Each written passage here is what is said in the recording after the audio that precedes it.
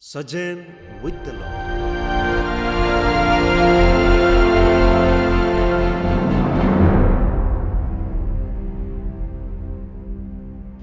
In the year 1522, a beautiful, extroverted, and charming girl of 7 eloped from the streets of Avila to the Moorish territory in Spain. Her very desire of being a martyr for Christ gave birth to the life of a saint.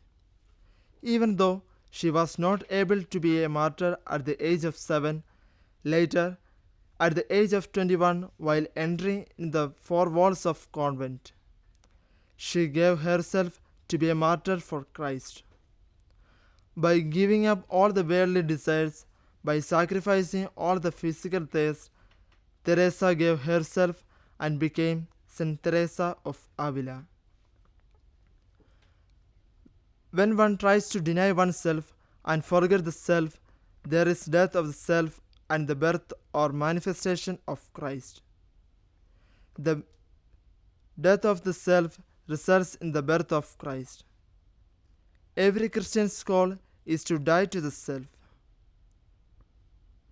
The flowering of this Christian's call happens when one leaves one's family and all relations behind and gives oneself to Christ completely without any exception in the profession of religious vows.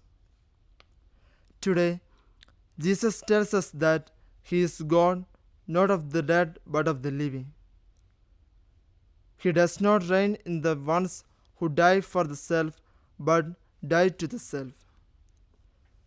He is not born in the hearts of those who run behind wealth, possessions, positions, power, and personal glory.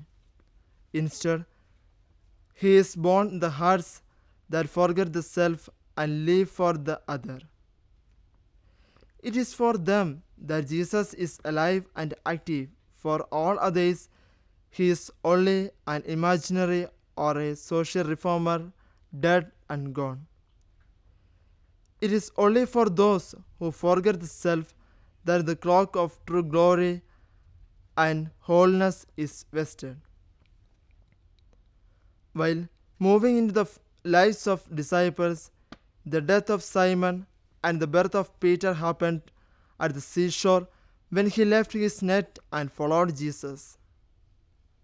When Levi came out of the tax booth, his death and birth of Matthew occurred. Creating something that will live forever should be our goal. Even after 400 years, if we still remember and venerate Saint Teresa of Avila, it is just because her goal was not to live for the self, but to die to the self. This happens only when we are prepared to die for Christ, where we hope to start a new life. Our religious lives become active and vibrant when we put this into practice.